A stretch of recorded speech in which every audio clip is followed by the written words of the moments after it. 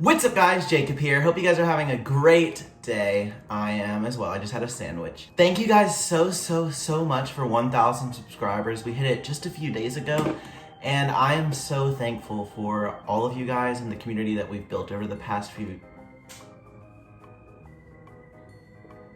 I am so thankful for the community we've built over the past few years, and I could not have reached this milestone without the help and support of each and every one of you. While I do have a few 1,000 subscriber specials coming, I just want to take a moment to thank you guys. This will be my most recent upload since I hit 1,000 subscribers. If you are new here, make sure you join the club, hit the like button down below, and make sure you subscribe. For today's video, I wanted to try a new thing. I had this idea for a while. I've run it by a few of my friends. They didn't like it, but I wanted to make a tier list for fast food mascots and whether I could beat them in a fight to the death, perhaps. So I have, I believe, 20. 1, 2, 3, 4, 5, 6, 7, 8, 9, 10, 11, 12, 13, 14, 15, 16, 17, 18, 19, 20 of them, and I want to categorize them on would murder me, would take my lunch money, a fair fight in the middle, I'd take their lunch money, and I'd murder them. But I did not stop there. I went and did my little research, and I found across the World Wide Web all of their powers, and you'll understand what I mean as we get into the video. But some of them I was shocked by, and it will alter my opinions of them in their rankings, and I will of course go over those. So in our list we have Buzzy Bee, Chef Boyardee, Chester Cheetah, the Chuck E. Cheese animatronic, specifically the 1979 animatronic, the Cinnamon Toast Crunch Crazy Squares, the Pillsbury Doughboy, the Hamburger Helper Hand, the Green Giant, Grimace, the Keebler Elf, the Kool-Aid Man, Little Caesar, Lucky the Leprechaun, Mr. Owl, Mr. Peanut, Snap, Crackle, and Pop from the Rice Krispies, Tony the Tiger, Toucan Sam, the Yellow M&M, and Wendy from Wendy's. So let's get into this with our first contender, Mr. B. His name is Buzz, and when doing my research, Buzz was named after a 5th grader, won a contest, and named him Buzz B. So he really doesn't have any powers from what I understand. So I have to, and assuming he's the size of a bee, tiny, I'm going to have to say that I would demolish him. He is dead. But save the bees, save the bees. I would murder Buzz Bee, and I wouldn't regret it. I'd do it again. Next, we have Chef Boyardee. Chef Boyardee was actually a real person named, I'm just gonna put there because I don't want to butcher his name. Unfortunately, he passed away in 1985. Rest in peace, Chef Boyardee, and thank you for the 3 a.m. binges of SpaghettiOs. He became a chef apprentice at the age of 11. And he then became an immigrant in Paris and London, where he continued to master his art of cooking. Then he traveled to Ellis Island and worked his way to head chef in New York City. So eat your heart out, Gordon Ramsay. And since you're just a human, but you do have some age on you in your picture, I think I'm gonna take your lunch money. But maybe you would beat me up. I don't know, but I'm going to take your lunch money. I'm not going to kill you though, but I will take your lunch money. If the FBI on my phone is watching this is all a joke. Next we have Chester Cheetah. Chester Cheetah actually headlined several video games in the 90s, none of which I've played, none of which probably anyone has played. They were flops.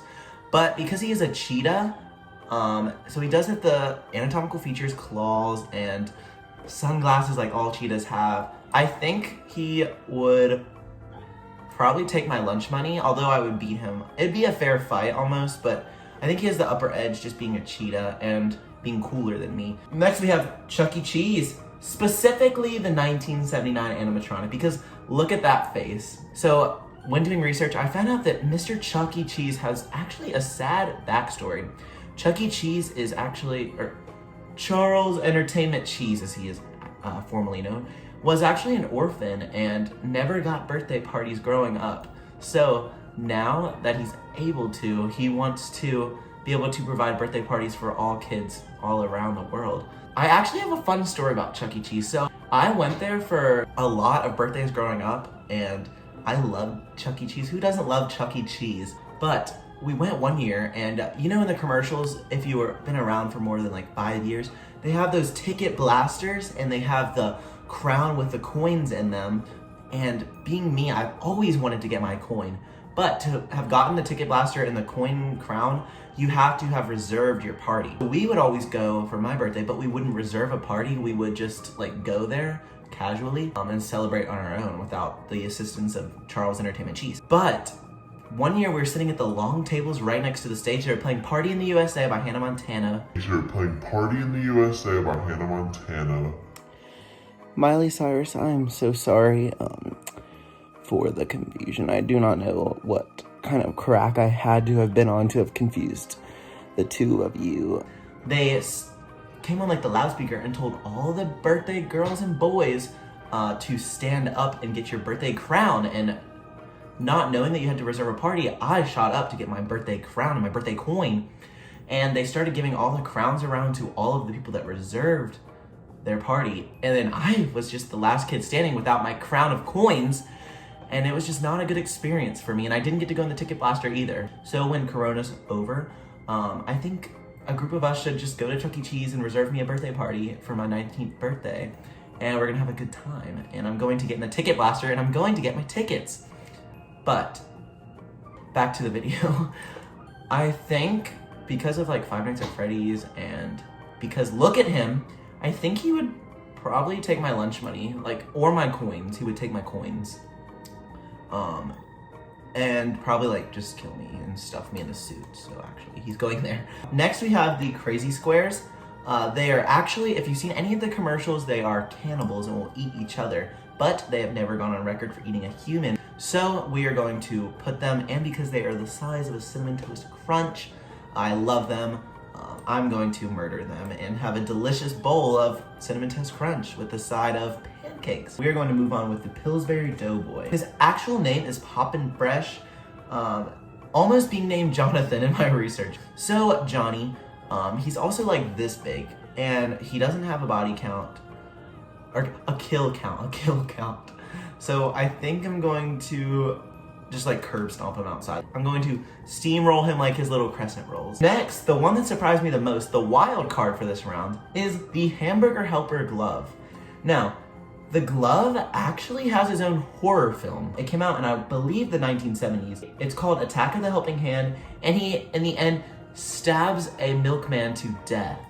So he has a kill count of one person, but the other person in the film makes it.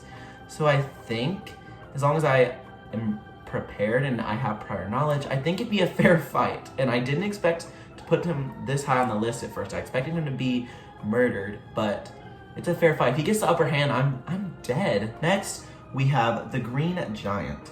He was originally made to be a caveman wearing a bear skin rather than his traditional foliage. Also, everybody called me Green Giant in high school because I'm like 6'2" or 3, and that was my nickname, so I think we can relate. But in doing research, I found out that there is an actual Green Giant statue in Blue Earth, Minnesota. The statue itself is 4 tons in weight and 55.5 feet tall. So I think he's going to murder me. And now I present to you Grimace. Now Grimace was originally known to be the bad guy in like the Ronald McDonald cinematic universe, I don't know. And he was originally known to steal milkshakes. So if you ever try to touch my milkshake, it's on sight, my dude. He's known for being relatively clumsy as well. So I think he would probably take my lunch money because the guy's built like a fridge, a purple fridge. I think he would probably take my lunch money, but if he took my shakes, we would have to tussle out in the McDonald's parking lot, so. All right, next we have the Keebler O. They actually have a backstory. They have like their whole origin story. It dates back to an 1850s Philadelphia. That was weird. And he is Ernie is the specific elf that we are dealing with, and he is an American strain of elf. Apparently there's a whole worldwide connected to elfage. And Ernie is a little under 3 feet tall. So I think I would probably murder him. He also lives in like a tree.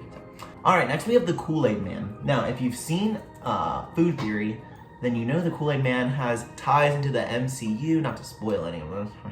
And he has superpowers. And Kool-Aid Man is 6 feet tall and weighs 11,000 pounds, so he's almost as big as me. But I think he's also sentient, so he can take like the form of anything, and I think he's gonna murder me. He's going to drown me in cherry Kool-Aid, and I will enjoy it. Next we have Little Caesar. Being poor and growing up poor, we eat Little Caesars all the time. You can't go wrong for $5, and I actually like the pizza. Little Caesar, we all know what happened to the real Caesar. Stabby, stabby action. Et tu, Jacob, he is murdered. I'm going to kill him. All right, now we have Lucky the Leprechaun.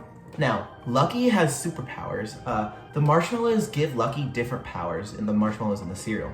The heart gives Lucky the power to bring things to life so he can resurrect the dead, while the shooting star grants him the power of flight. The four-leaf clover gives him luck, although the release makes sure to warn you that you never know what kind of luck you'll get. The horseshoes allow him to speed things up. The blue moons grant invisibility. The rainbows allow him to instantaneously travel from place to place, and the balloons provide him with the power to make things float. And then the hourglass, the newest edition, gives him time control. So he's like the Thanos of cereal. So he's definitely going to murder me. Like, what?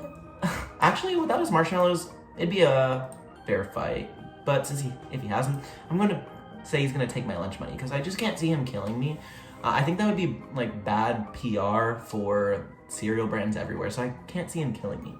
Next we have Mr. Owl. Mr. Owl, based on his appearance, has a mortarboard cap on his head.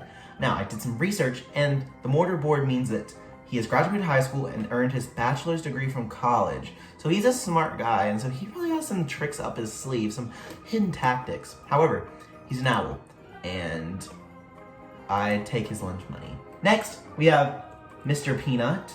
Mr. Peanut has the ability to obviously regenerate and come back from the dead, as soon as this, in the Super Bowl 54 commercial. Mr. Peanut, I also found, was used in World War II propaganda. So he's a veteran. Thank you for your service, Mr. Peanut. I appreciate it. So I think it would be, he's also like the size of a peanut though. So I think I'd take his lunch money, but since he has regenerative powers, he'd probably just get on my nerves and I would just let him go. I wouldn't be able to murder him. Next we have Snap, Crackle, and Pop. Snap is the oldest and is known as the problem solver. Crackle is an unsure middle child and known as a jokester. And Pop is the mischievous youngster in the center of attention. So I have a strategy. I take out Pop first, and then I would go for Crackle, and I crack his spine, and then Snap is next. So I think, but there's 3 of them, so if they take me at once, I think it's a fair fight overall. They were also used in World War II propaganda. As all food brands are nowadays. Next we have Tony the Tiger. I think we all already know what's gonna happen. What I didn't know is Tony has a wife and 2 kids that he's fighting for, so it's gonna give him that boost of adrenaline that he desires. Tony also has a supercharged mode in one of the commercials where he can deflect objects from flying at him and pull rooted trees from the ground. He also has telekinetic abilities and can shapeshift. So I think that Tony's gonna kill me. I'm just gonna put him up there. Next we have Toucan Sam. Toucan Sam has the power to smell out Fruit Loops from long distances. So I don't think that's very helpful in this fight, but it's the effort that he puts forward that matters the most. And he has no other superpower than being a bird, but he's a big bird. I'm going to take his lunch money. Next we have Yellow M&M, my favorite of the M&Ms. Also, what's your favorite M&M? I like the peanut ones. The original ones just don't vibe with me. Also, the mini ones, they can literally leave. But I think I'm going to take his lunch money. But he's like my friend, so I wouldn't kill him. But I would just like take advantage of his wealth that he's accumulated. Finally, we have Wendy. She like has no superpower, but she's a savage on Twitter. And I think she would roast me with the sick burn. So I'm going to put her under as a fair fight. Here is my final list. Let me know what you thought, where you would have placed some people if you thought differently. I also have a link to this in the description. I would love if you guys took the time to fill it out yourselves and tweeted it to me on Twitter. Speaking of Twitter and social media, make sure you follow mine in the description, because what I'm now doing is hosting a Wit of the Week, where I acknowledge one person on Twitter or Instagram or any of my social medias, even in the comments below. that I'm just appreciative of their time and effort put to the channel. So this week is right here. This is the Wit of the week for this week. Thank you so much. Here's a little hug. If you want to be next week's Wit of the week, make sure you just retweet when I upload on Twitter, like my posts on Instagram, leave a comment down below, and I'll be choosing from one of those platforms each week, and you'll be right here like this Wit of the week. That's it for this video. If you guys enjoyed, make sure you hit the like button below. The 1,000 subscriber special should be coming very, very soon. Thank you once again. I'll see you all around. Eat your vegetables, wear your mask, and just have a great day.